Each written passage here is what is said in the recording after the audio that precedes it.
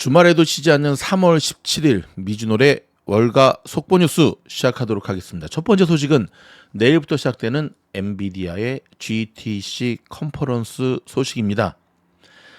인공지능 AI 반도체 시장의 90%를 장악하고 있는 엔비디아가 내일부터 21일까지 AI 개발자 컨퍼런스에서 차세대 첨단 AI 칩을 선보일 전망입니다.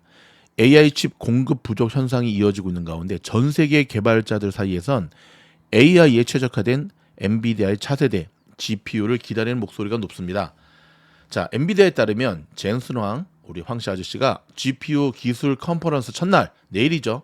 캘리포니아 세너제이 SAP 센터 무대에 올라 기조 연설을 하는데요. 코로나 이후 5년 만에 대면 행사인데다가 처음이에요. 이제 5년 만에 직접 얼굴. 엔비디아가 AI 시장 선두에 오른 후 처음으로 열리는 GTC로 전 세계 30만 명 이상의 온라인 오프라인이 참여할 것으로 엔비디아는 예상하고 있습니다. 열기가 지금 후크 달아오르고요. 심지어는 다음 주에 지금 연준에 다 지금 자, 우리 황씨 아저씨는 기조 연설까지 남은 시간을 웹사이트에서 지금 카운트다운하고 있거든요. AI가 변화하는 이 순간을 놓치지 말라. 이번에 슬로건입니다. AI가 변화하는 순간을 놓치지 말라. 이 순간을. 그러면서 엔비디아는 황 CEO가 가속 컴퓨팅 플랫폼이 AI와 디지털 트윈, 클라우드 기술 등 차세대 물결을 주도하는 방법을 공유할 것이다. 이거 굉장히 핵심 포인트거든요. 업계에서는 젠슨 황이 이 자리에서 차세대 AI 반도체인 B100 GPU를 소개할 가능성이 높다고 보고 있고요. 설마 이렇게까지 했는데 G100를 보이지 않으면 그럴 리는 없겠죠. 그럼 이제 큰일 나는 겁니다. 그럼 무조건 엔비디아 팔아야 됩니다. AI 열풍을 탄 엔비디아의 A100, H100 GPU 모두 각각 2020년, 2022년 GTC 기조 연설에서 발표가 됐었죠. B100 이번에 발표될 것으로 예정된 이 반도체 AI 칩은 세계 파운드리 1위 대만 업체인 TSMC의 최첨단 공정인 나노미터 3nm이라고 합니다. 1nm이 10억 분의 1m이라고 합니다. 기술로 생산될 예정인데요. 나노 선폭이 좁아질수록 더 많은 트랜지스터를 넣을 수 있어 성능이 올라간다고 합니다. B100는 B100이라고 할까요? 올해 말부터 출하가 시작될 예정이고요. 가격은 $20,000, 2,660만 원 이상에 팔리고 있는 이전 제품들보다도 더 비쌀 가능성이 높습니다. 완전 부르는 게 값입니다. 시장에서는 작년부터 폭등한 엔비디아 주가가 활주를 지속하려면 차세대 AI 칩 출시가 관건이라는 평가가 나오고 있는데요. 전 세계 빅테크 기업들이 자체 AI 칩 개발에 나선 만큼 엔비디아 시장 지배력과 직결되는 차세대 제품이 주목받고 있는 것입니다. 자, 엔비디아의 현재 시가총액은 약 2조 2,720억 달러. 지금 넘버 3인 거 아시죠? 넘버 3. 넘버 3. 최근 주가는 조정 국면에 좀 돌입한 상태죠. 이날 900달러 선이 무너진 엔비디아 주가는 지난 5일간 7.54% 하락했습니다. 여기서 조금 걱정되죠. 자, 블룸버그 통신은 이번 GTC 행사에서 젠슨 황의 발언은 엔비디아 주가의 변동성을 종식하고 주가 상승을 재개하는 데 도움이 될 수 있다며 그가 H100 칩의 성공을 재현하는 동시에 시장 선두 지위를 확고히 할 수 있는 혁신을 선보여야 한다는 압박을 받을 것이다 라고 했습니다. 자, 뱅크 오브 아메리카는 이번 엔비디아 행사를 미국의 유명 락 페스티벌인 우드스탁, 이게 빗대어 AI 우드스탁이라고 표현하며 엔비디아 목표 주가를 925달러에서 1100달러. 근데 여러분 이거 되게 보수적으로 잡은 거예요. 1250 잡은 데도 많아요. 자, 월가에서는 올해 엔비디아의 매출이 차세대 AI 칩 출시에 힘입어 전년 대비 81% 증가한 1100억 달러에 이를 것이라는 예측을 내놓고 있습니다. 이는 인텔의 예상 매출의 거의 더블, 묶고 더블가 더블입니다. 자, 요 엔비디아의 GTC 주식 투자자 관점에서 어떤 부분을 짚고 봐야 되는가? 요 뉴스 끝에 바로 링크 걸어드리겠습니다. 지금 녹음 다 마치고 지금 렌더링 작업하고 있거든요. 그래서 함께 보시면 참으로 좋습니다. 주식 투자자 관점에서 이 부분 반드시 짚어야 되는 4가지로 정리를 해봤습니다. 자, 두 번째 소식은 일론 머스크와 알트만 누가 이길까요? 세계의 소송이라고 하죠. 근데 속내는 따로 있다는 소식입니다. 좀 들여다볼까요? 자, AI 업계를 뒤흔들 만한 싸움이 벌어지고 있죠. 일론 머스크와 챗 GPT의 운영사인 오픈 AI의 샘 얼트만 CEO 등을 상대로 소송을 건 일인데요. 세계에서 가장 잘 나가는 두 기업의 리더가 정면으로 맞붙은 셈이죠. 자, 오픈 AI도 머스크 주장에 반박하는 자료를 공개하면서 싸움이 커지고 있습니다. 판이 커지고 있죠. 지금 변호사들만 좋아하고 있어요. 이번 다툼은 전 세계 AI 관련 기업들과 미국의 빅테크 기업, 심지어 한국의 반도체 기업까지 수많은 기업의 이해관계가 얽혀 있는 문제로 굉장히 파이가 커지면서 지는 쪽은 치명상을 입을 가능성이 크죠. 이 싸움이 어떻게 흘러가는지에 따라 AI 기술의 미래가 뒤집힐 수도 있기 때문입니다. 여러분, 일론 머스크와 샘 얼트만 옛날에 되게 친했던 거 아시죠? 유튜브 찾아보면 서로 막 나와가지고 막 그냥 얼트만도 자기 테슬라 사고 막 그런 모습도 정말 있었거든요. 참 친했는데. 2014년 10년 전이네요. 당시는 컴퓨터가 스스로 외부 데이터를 조합하고 분석해 학습하는 기술을 뜻하는 딥러닝 기술이 막 발전하기 시작한 초창기였죠. 머스크와 그의 절친한 친구 레리 페이지 구글 CEO는 모두 딥러닝 기술의 엄청난 가능성을 알아봤고요. 자, 기억하시죠? 우리 이세돌 구단과 붙었던 알파고, 바둑의 AI 알파고를 개발해 세상을 놀라게 한 딥마인드의 눈독을 들이고 있었어. 이야, 이거 먹거리인데. 그러다가 구글에서 머스크보다 한 발 빠르게 딥마인드를 인수하게 됩니다. 이 사건을 계기로 머스크는 구글의 딥마인드에 대항할 만한 새로운 AI 연구 조직을 만들어야겠다고 마음먹게 되죠. 그렇게 머스크가 샘 올트만을 비롯한 몇몇 사람들과 손을 잡고 2015년 12월에 만든 조직이 바로 오픈 AI였던 겁니다. 이들은 인류를 위한 멋진 말이다. Artificial General Intelligence, 일반지능, 인류를 위한 AGI를 개발하겠다는 목표로 비영리 연구소를 만들기로 했죠. AGI는 모든 상황에 인간처럼 적응해 두루 활용할 수 있는 AI를 말하는데요. 비영리 연구소이기 때문에 소유주의 사적인 이익 대신 인류 전체의 이익을 위한다는 성격이 뚜렷했죠. 조금 그렇죠. 아무튼 자, 좀 더 이어가 보도록 하겠습니다.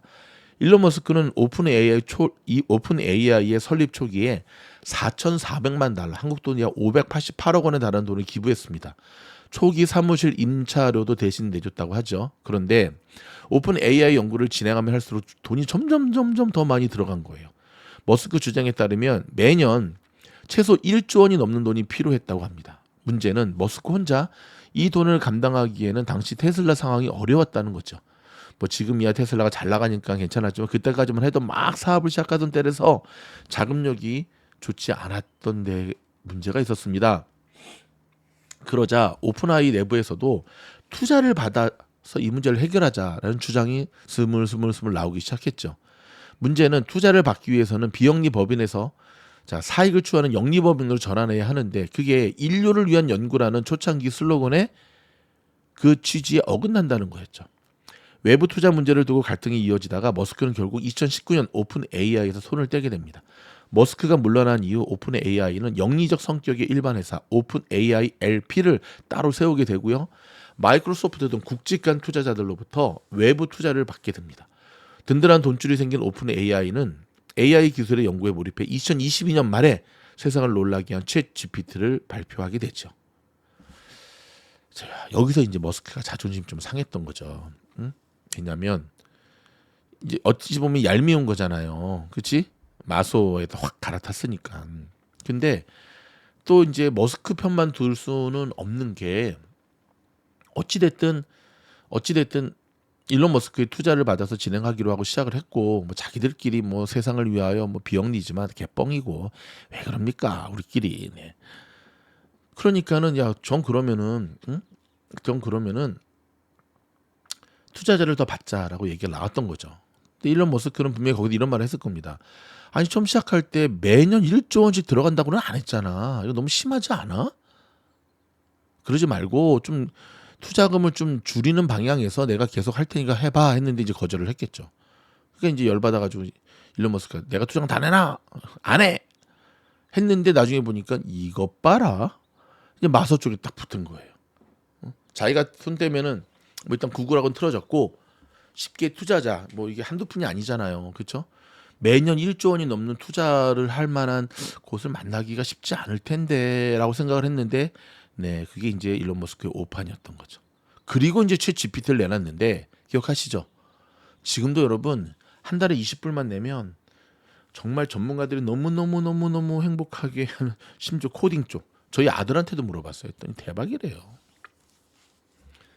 자, 머스크가 나간 이후에 오픈 AI의 회사 구조는 조금 독특해지기 시작합니다. 영리 회사에서 돈을 벌 수는 있지만 공익을 위한다는 창립 목적을 지키기 위해 모든 관리는 비영리 단체에서 담당하게 됩니다. 회사의 경영과 관련한 모든 결정도 비영리 단체에서 내리게 되는데요. 이 또 영리 회사에서 아무리 돈을 잘 벌어도 가져갈 수 있는 이익에는 한계를 두었죠. 이 선을 넘어가는 수익은 모두 경영을 위한 비영리 단체에 기부하는 식이었죠. 자, 이번에 머스크가 오픈 AI를 상대로 제기한 소송의 핵심 내용은 영리 사업을 중단하고 AI 기술을 공개하라는 겁니다. 모든 인류를 위한 AI 기술을 개발하는 게 사명이었는데 초심으로 돌아가라 이거죠. 사적인 이익을 추구하면서 본래의 목적을 잃어버리지 말고. 머스크는 이날까지도 오픈 AI의 웹사이트는 이 회사의 사명은 AGI가 모든 인류에게 혜택을 주도록 보장한 것이라고 공언했지만 현실에서 오픈 AI는 개방형이 아니라 폐쇄형 소스로 사실상 세계에서 가장 큰 기술 기업인 마이크로소프트의 자회사로 변모했다고 주장을 합니다. 폐쇄형 소스라는 건 AI 기술의 핵심인 코드를 외부에 공개하지 않는다는 거예요. 실제로 오픈 AI는 AI 소스를 철저히 비밀에 붙이고 있습니다. 챗GPT 학습에 사용되는 데이터나 모델 구축을 위한 코드 등은 제3자가 확인할 수가 없죠. 반면에 메타 등 몇몇 빅테크 기업들은 AI 소스를 공개하는 오픈소스 방식을 채택하고 있습니다. 머스크는 오픈 AI가 초기 설립 취지대로 모든 연구 성과와 기술을 공공에 개방해야 한다는 입장이죠.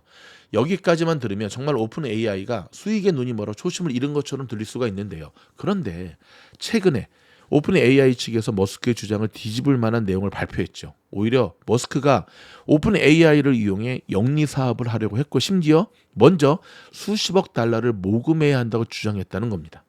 오픈 AI는 지난 5일 공식 블로그를 통해 과거 일론 머스크와 주고받았던 이메일 내용까지 공개해버리면서 반박에 나섰습니다. 오픈 AI의 주장에 따르면 과거 머스크는 오픈 AI에 대한 민간 기업의 영향력이 확대되는 걸 반대하는 입장이 전혀 아니었다고 합니다. 오히려 오픈 AI를 테슬라의 일부로 만들려고 했는데 이게 어려울 것 같으니까 테슬라에서 AI를 연구하는 조직을 따로 만들겠다며 나갔다고 한 거예요. 오픈 AI는 머스크가 결국 개인적인 원한 때문에 소송을 걸었다고 주장하고 있고요. 머스크가 오픈 AI에 있을 때까지만 해도 회사의 미래가 불투명한 상황이었는데 그가 물러난 이후 챗 GPT가 탄생하며 승승장구하기 시작하니까 자기가 참여했던 조직이 자기가 물러난 이후에 잘 되니까 배가 아파서 시비를 걸고 있다고 주장을 하고 있는 거죠. 그런데 머스크가 정말 단순한 질투심에서 이런 일을 벌인 것일까요? 사실은 머스크의 소송이 AI의 오픈소스 대 폐쇄형 오픈소스 논란을 키우기 위한 여론전이라는 시선이 많습니다. 여러분 이거 되게 중요한 거예요, 여러분. 응? 이 머스크 천재예요. 응? 그냥 막 싸우지 않아요. AI 기술 개발은 속도보다 안정성이 중요한 분야로 여겨지고 있죠. SF 영화를 보면 너무나 똑똑한 나머지 인류를 위협하는 고성능 AI 이야기가 등장하잖아요. 정말 인간보다 똑똑한 AI가 개발된다면 인간이 기술을 통제할 수 없게 되는 불상사가 발생하기 때문에 안전장치가 필요하잖아요. 그래서 AI 연구는 특정 기업이 폐쇄적으로 진행할 게 아니라 모두가 투명하게 보면서 감시할 수 있는 오픈소스 형태로 진행해야 된다는 여론이 굉장히 큽니다. 그런데 오픈 AI는 이른과는 다르게 모두 폐쇄형 소스를 사용한다는 거죠. 사실 머스크도 오픈 AI가 모든 AI 기술을 공개할 의무가 있지는 않다는 걸 이해하고 있습니다. 오픈 AI의 주장에 따르면 과거에 오픈 AI의 개방성은 AI가 구축한 뒤 모든 사람이 그 결실의 혜택을 누려야 한다는 뜻이지 과학적인 내용을 공유해야 한다는 건 아니다는 동료의 말에 머스크가 얍 그렇다라고 답했다는 거예요. 결국 머스크의 목적은 오픈 AI의 기술을 공개하는 데 있는 게 아니라 오픈 AI에 불만을 품고 있던 오픈소스 지지자들을 결집하는 데 있다는 이야기죠. 와, 머리 좋네. AI가 워낙 모든 산업에 막대한 힘을 발휘하고 있다 보니까 CEO들끼리 이렇게 진흙탕 싸움끼리까지 벌이고 있는 것인데요. 세계에서 가장 영향력 있는 두 CEO의 싸움은 앞으로도 어떻게 흘러갈까요? 계속해서 미즈놀에서는 이 싸움이 어떻게 흘러가는지 속속 들어오는 대로 여러분에게 전달해 드리도록 하겠습니다. 조금 길었죠? 애플 소식 하나 전해드리도록 하겠습니다. 애플이 AI 분야에서 뒤처지면서 미래 성장 동력을 확보할 수 있을지 미지수라고 하는 블룸버그 통신의 한 방 얻어맞았습니다. 애플의 매출 성장세는 정체되면서 제품의 AI를 활용하는 다른 테크 기업에 밀리고 있기 때문에 그러는데요. 자, 애플이 코카콜라와 비슷한 가치주가 됐다고 말할 정도인데요. 시장 금리 수준의 수익률을 기대하는 방어적인 투자자라면 애플이 괜찮은 투자처가 될 수 있다는 건데요. 하지만 큰 성장이 예상되는 시장에 주목하는 투자자들은 AI로 눈길을 돌리고 있습니다. 애플은 예를 들어 올해 들어 10%가 넘는 주가 하락으로 시가총액 약 3,300억 달러, 한국 돈으로 439조를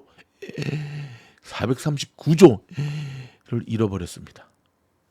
이에 따라 애플은 세계에서 가장 가치가 큰 기업의 자리를 이제 마소에게 넘겨주었습니다.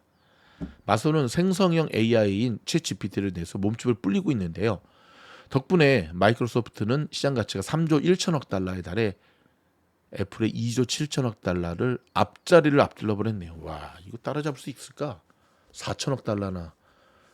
AI 반도체 제작주로 꼽히는 미국의 엔비디아 시가총액이 2조 2천억 달러. 오히려 엔비디아한테 좀 따라잡히는 꼴이네요. 또한 애플의 2023년 회계연도 매출은 전년 대비 3% 감소했고요. 2024년 회계연도 매출은 2% 증가에 그칠 것으로 전망이 됩니다. 이는 2024년 회계연도의 엔비디아 매출이 79%, MS 매출은 15% 급증이 예상되는 것과 대조가 됩니다. 여러분 어떻게 생각하십니까? 자, JPM 증권의 CEO는 우리는 믿을 수 없는 혁신의 물결 속에 있다면서 시장에서는 애플이 여기서 증명할 것이 많은데 지금까지 많이 보여주지 못했다라고 이야기했습니다. 저는 요즘 애플을 보면 드디어 올 게 왔구나라는 생각을 하게 됩니다. 올 게 왔구나.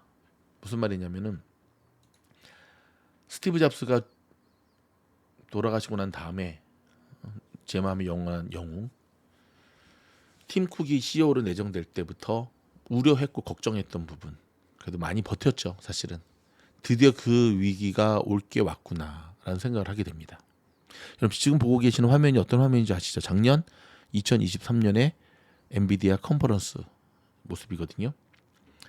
자, 중국의 전기차 침공에 맞서 빗장을 걸어 잠그고 있는 미국 소식을 좀 전해드리도록 하겠습니다. 미국이 지난달에 중국산 크레인에 대해 사이버 위협 의혹을 제기하며 자국산으로 제태하겠다는 계획을 발표한 데 이어 중국의 스마트 차량, 커넥티드, 전기 자동차를 조준하고 나섰습니다.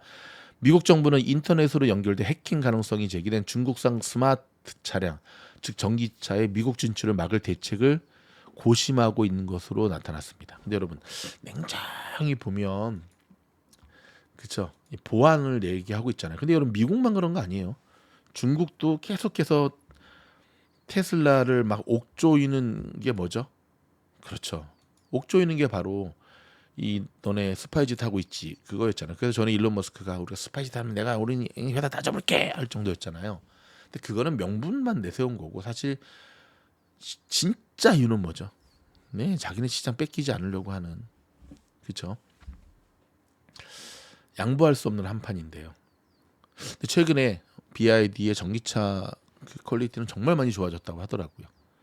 그래도 중국산이죠. 자, 인도 전기차 시장이 열린다라는 소식 하나 전해드리겠습니다. 테슬라한테는 호재인데요. 인도가 테슬라 등 글로벌 전기 자동차 업체의 자국 내 생산을 유치하기 위해 관세를 대폭 낮추기로 했습니다. 와, 테슬라 이겼다. 야, 여러분 내일 테슬라가 인도의 이 소식 때문에 한번 점핑할 수 있을까요? 가능성이 굉장히 있어 보이는데요. 해냈네요. 조금 들여다보겠습니다. 조금 전에 들어온 로이터 통신 등에 따르면 인도의 상공부는 자국에 5억 달러 이상을 투자하고 3년 내 자국에서 전기차 생산을 시작하는 업체에 이날 당장 수입분부터 관세 인하를 허용한다고 밝혔습니다. 이 같은 결정은 테슬라가 수개월간 공들여온 로비의 결과라는 분석이 나옵니다. 정책은 발표와 동시에 즉각 발효됐습니다. 이에 따라 요건을 충족하는 회사는 자체 생산한 3만 5천 달러 이상의 전기차를 인도에 연간 8천 대까지 관세 15%를 수입할 수가 있습니다. 자, 테슬라에 따르면 현재 생산하고 있는 가장 저렴한 모델 차량인 모델 3는 미국 뉴욕에서 38,990달러로 시작하는데요. 인도는 그동안 수입 전기차에 대해 4만 달러 이상이면 100%, 나머지는 70% 관세를 부과해 왔거든요. 자, 인도의 상공부 장관은 이날 기자회견에서 새 정책의 목표가 전기차 업체의 건전한 경쟁을 촉진함으로써 인도의 전기차 생태계를 강화하는 것이라고 말했고요. 또 그는 글로벌 기업을 유치하고 있는 인도가 전기차 제조의 허브가 될 것이라며 이번 결정이 일자리를 창출하고 무역을 촉진할 것으로 확신한다고 덧붙였습니다. 로이터 통신은 이번 결과가 인도 내 자동차 업체의 반발에도 인도 정부의 로비해온 테슬라에게 큰 승리라며 인도 시장에 대한 테슬라의 계획을 지지하는 것이라고 짚었습니다.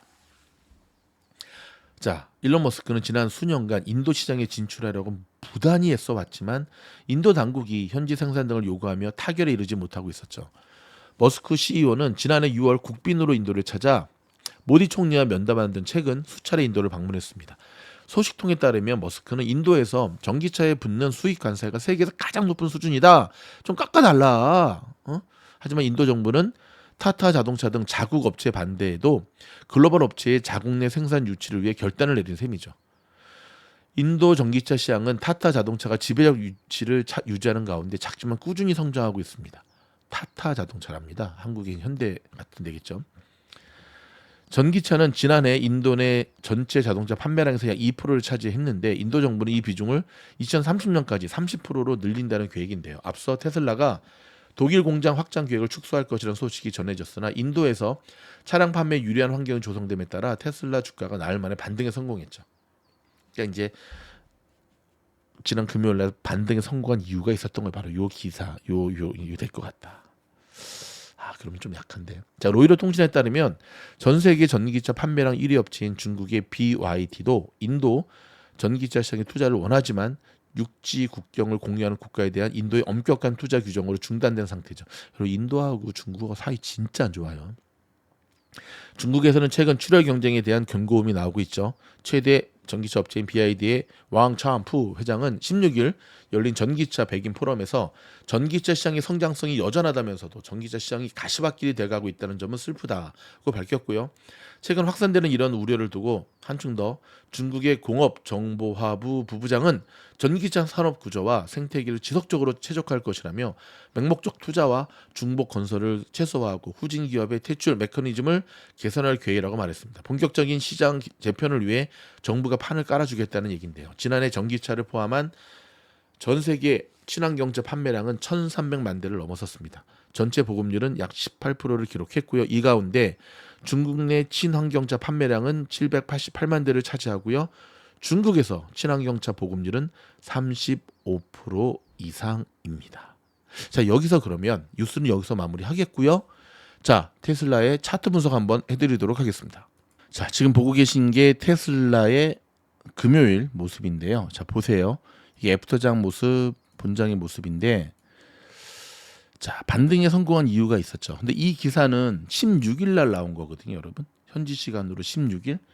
오늘이 17일이니까 어제 토요일 날 나온 거예요. 그러니까 뭐 소문은 조금 나고 있었죠. 잘 될 것 같다. 근데 여러분, 지난번에 저희가 여기에 대해서 소식 전해드렸을 때 인도 정부가 단칼에 거절했다는 거 소식 전해드렸잖아요. 그래서 쉽지 않겠다 했는데 이제 스멜 해가지고 반등에 성공을 했거든요. 그렇다면 자, 요 호재로 인해서 월요일 날 프리장부터 테슬라 강하게 상승할 확률이 높습니다.